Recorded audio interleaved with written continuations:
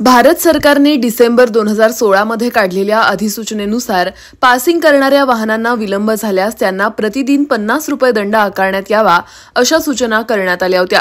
याचा खूप मोठा परिणाम रिक्षा तसंच इतर खासगी वाहनधारकांवर आणि लक्झरी बसेसवर झालेला होता। या विरोधात रिक्षा चालक आणि मालकांनी अनेक दिवस उग्र आंदोलन केलं होतं।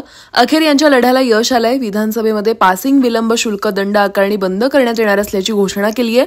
यामुळे सर्व वाहनधारक मध्यवर्ती बस स्थानकासमोरील रिक्षा स्टॉप समोर थांबून त्यांनी सर्वांना साखर पेढे वाटप केली। गुलालाची उधळण करून आनंदोत्सव साजरा करण्यात आला। एकजुटीचा विजय झाला त्याबद्दल सर्व वाहनधारकांचे अभिनंदन।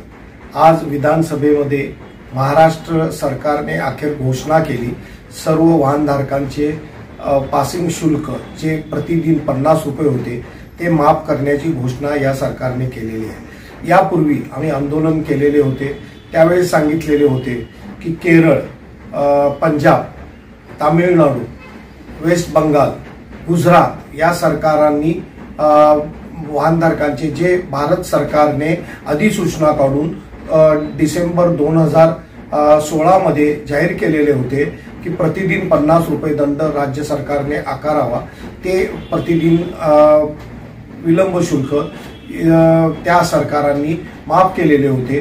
तोच सरकारचा अधिकार या महाराष्ट्र सरकारचा पण होता, पण त्या महाराष्ट्र सरकारने माफ केलेले नव्हते। त्यामुळे आम्ही वेगवेगळ्या प्रकारची आंदोलने केली।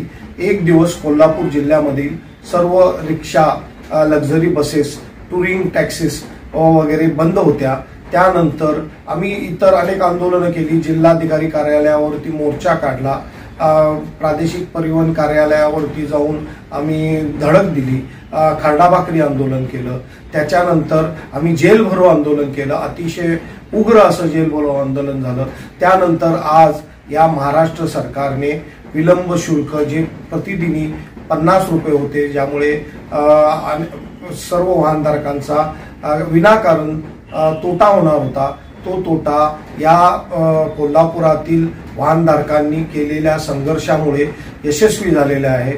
त्यामुळे या सर्व वाहनधारकांचे मी अभिनंदन करतो, तसेच या सरकारचे मी आभार मानतो।